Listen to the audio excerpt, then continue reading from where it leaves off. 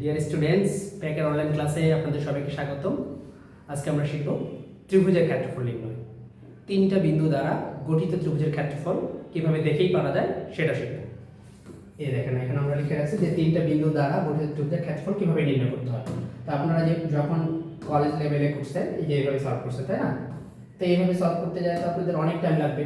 দেখেন এখানে হচ্ছে যেভাবে যখন আপনি সলভ করবেন নির্ণয় লিখতে হবে, তারপরে যে এই জিনিসগুলো যে করেন, তো এগুলো আমরা শিখবো না। আমরা একটা লাইন রাফ করে কিভাবে ম্যাথটা সলভ করা যায় সেই জিনিসটা শিখবো।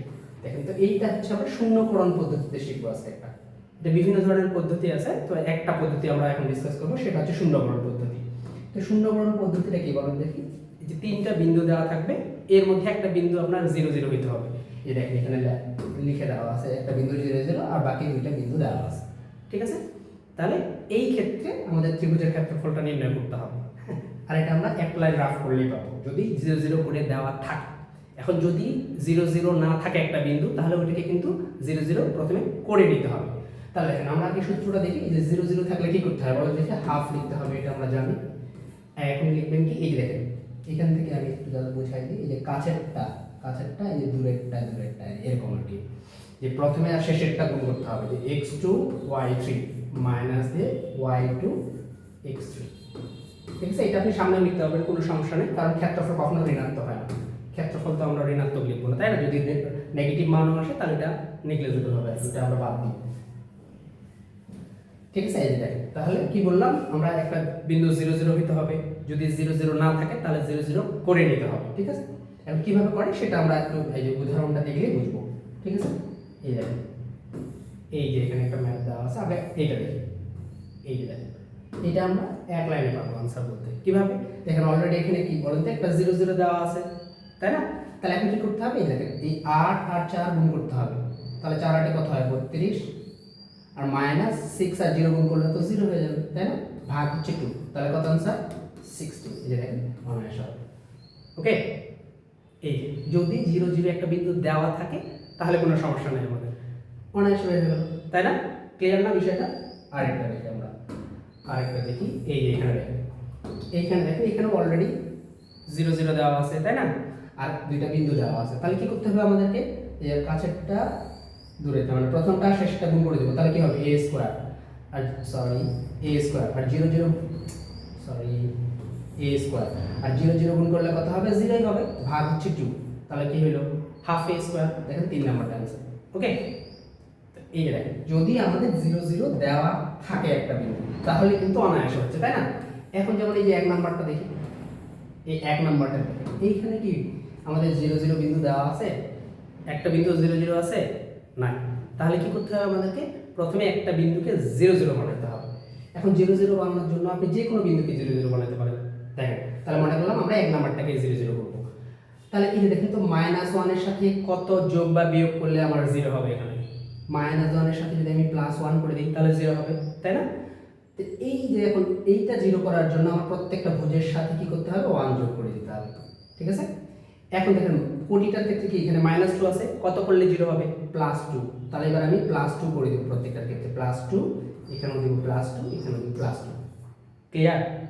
মেইন কথা হচ্ছে 0 0 করার জন্য, ভুজে 0 করার জন্য আমি যেটা যোগ বিয়োগ করব সেটা প্রত্যেকটা বিন্দুর ক্ষেত্রে ভুজের সাথে এটা যোগ বিয়োগ করতে হবে। ওকে, তাহলে এটা করলে দেখেন 0 0 হয়ে যাচ্ছে। আগে বুঝেন তারপর আমরা করব, ঠিক আছে? 2 আর 3 যোগ করলে কত হয়, 2 আর 1 যোগ করলে 3 হবে, 5 আর 2 যোগ করলে 7 হবে, আর এখানে 3 আর 1 যোগ করলে 4 হবে, আর 10 আর 2 যোগ করলে 12 হবে। এই দেখেন এবার আপনি পাইছেন 0 0 একটা বিন্দু আর দুইটা বিন্দু পাইছেন। তাহলে ক্ষেত্রফল নির্ণয় করা সহজ। এখন 4 সাথে কত হয় 28, আর মাইনাস 3 বারে কত 36 ভাগ 2। 28 থেকে 36 বদলে 8, 8 ভাগ 2 মানে কত 4 বর্গ একক। তাহলে দেখেন 4 বর্গ একক। বুঝতে পারছেন বিষয়টা? দেখে গেল বুঝছেন কি বুঝেন না এখানে বোঝা যাবে। এই দেখেন 2 নাম্বারটা সলভ করছি। 3 নাম্বারটা দেখেন, এই যে দেখেন এখানে কিন্তু তিনটা বিন্দু দেওয়া আছে, 0 0 কি দেওয়া আছে, 0 0 বিন্দু দেওয়া নাই। তাহলে আমাদেরকে এখন 0 0 করে নিতে হবে, যে কোনো বিন্দুটা 0 0 করতে হবে, কোনো সমস্যা নেই। তো দেখেন, তো আমরা প্রথমটাকে যদি 0 0 করি, ধরলাম এটা 0 0 একবারে ডিরেক্ট লিখতেছি। এখন দেখেন তো এখানে আমরা 5 যোগ করছিলাম, যদি 5 যোগ করি তাহলে 9 হবে, আর হচ্ছে এখানে কি বিয়োগ করছিলাম 1 বিয়োগ করছিলাম 4 হচ্ছে, তাই না? এখানে কি করতে হয়েছে আবার 7, এর 5 আমরা বিয়োগ যোগ করে দিচ্ছি, 7 5 12 হয়ে গেছে, আর এখান থেকে কি করছি 1 বিয়োগ করছি তাহলে -5 হয়েছে। সরি এটা -5 আছে, বুঝছেন? এই দেখ আমরা এটা তো 5 5 করলে 0 0 হবে, +5 করলে 0 0, এই জন্য এটা লিখলাম না। 4 আর 5 যোগ করছি 9 হয়ে গেছে, এখানে 7 এর সাথে 5 যোগ করছি 12 হয়ে গেছে, ঠিক আছে?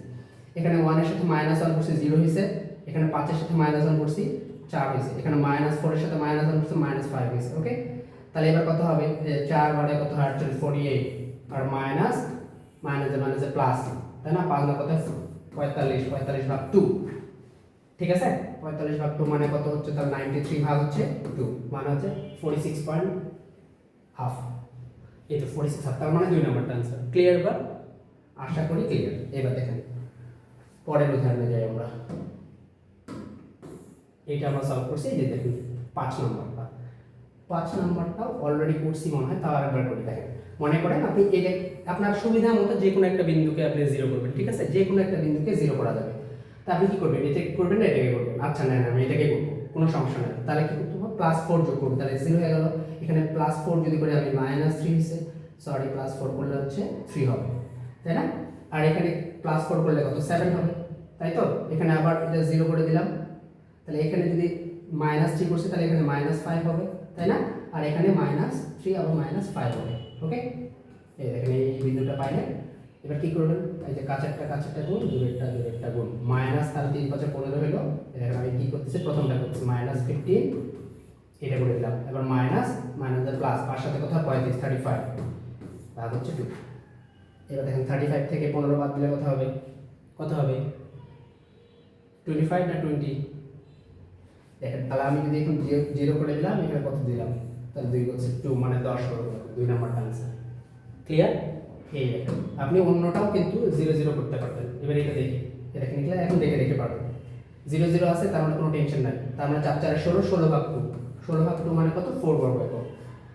16 ভাগ 2 মানে সরি 8, এই যে 8 বর্গ একক आंसर। ঠিক আছে? এবার দেখেন পরেরটা অলরেডি 0 0 করা থাকলে কোনো সমস্যা নাই। এই দেখেন 0 0 করা আছে, তাহলে 3 3 9, 9 দিলেন আর মাইনাস প্লাস দিলেন, এটা দিলে কত হবে? 3 5 15, ঠিক আছে? 15 আর 9 কত? 24, 24 মানে কত? 12, 3 নম্বরটা आंसर। দেখছেন? এই দেখেই পারবে। 0 0 থাকলে কোনো সমস্যাই নেই। তাহলে হচ্ছে এই যে মূল বিন্দু কি দেওয়া আছে? 0 0 যেহেতু মূল বিন্দু, তার মানে একটা 0 0 দেওয়া আছে, খালি এটা কি করতে হবে? তাহলে 3 5 15 -15, আবার লিখবো -9 যেহেতু 2, 15 আর 9 কত? 24, 24 ভাগ 2 মানে 12। দেখেন ক্ষেত্রফল কখনো ঋণাত্মক হয় না। ওকে, তার মানে 1 নম্বরটা आंसर। এবার পরেরটাতে দেখি। পরেরটা দেখেন আবার 0 0 দেওয়া আছে, কি থাকে থাক, কোনো ব্যাপার না। এখন 3 2 6 মানে 6 ভাগ 2 মানে কত? 3 বার কত? 3 নম্বরটা आंसर। ওকে, এই যে দেখেন বুঝতে পারছেন আশা করি। এইবার দেখি আমরা কত নম্বরে যাব? আরেকটাতে যাই, লাস্ট ওয়ান। দেখেন এখানে তাহলে কি এখানে কি 0 0 দেওয়া আছে? 0 0 দেওয়া নাই, তাহলে 0 0 করে নিব। কোনটাকে করব? অলরেডি একটা 0 আছে, তার মানে এটা নিয়ে আমার টেনশন নাই। এইটাকে 0 করতে হবে। এটাকে 0 করতে হলে কি করতে হবে? 3 বিয়োগ করতে হবে। তাই 0 দিলাম এখানে আমি, তাহলে 3 বিয়োগ করলে এখানে কত হবে? 4, 0, 4 হলো। আর এখানে কি হইছে? 1 ছিল, এখানে 3 বিয়োগ করতেছে মানে কত? -2 হইছে। ওকে, শেষ। তো এটা 0 0 ছিল, এই যে আমার 0 0 বিন্দু হইছে, আরেকটা বিন্দু। তাহলে কি করব? এই যে কাছেরটা গুণ 4 করব, আর -0 ভাগ 2 মানে কত? 4 ভাগ 2 মানে কত? 2, 2 ভাগ 1 মানে 1 নম্বরটা आंसर। বুঝছেন? এই যে দেখেন তাহলে শূন্যকরণ পদ্ধতিতে আপনারা যদি একটু বুঝেন তাহলেই আমরা ত্রিভুজের ক্ষেত্রফলগুলো দেখেই সলভ করতে পারবো। আমাদের রাফ করার জন্য অনেক বড় জায়গা লাগবে না, অনেক বেশি টাইমও লাগবে না। ঠিক আছে? এটা কিন্তু আরও অন্য নিয়মেও সলভ করা যায় একটা লাইনে। আপনারা যেটা শিখছেন সেটা আমরা পরবর্তী ভিডিও ক্লাসে, রেকর্ডেড ক্লাসে আপনাদেরকে জানিয়ে দেবো। ঠিক আছে? সে পর্যন্ত ভালো থাকুন, বাই বাই।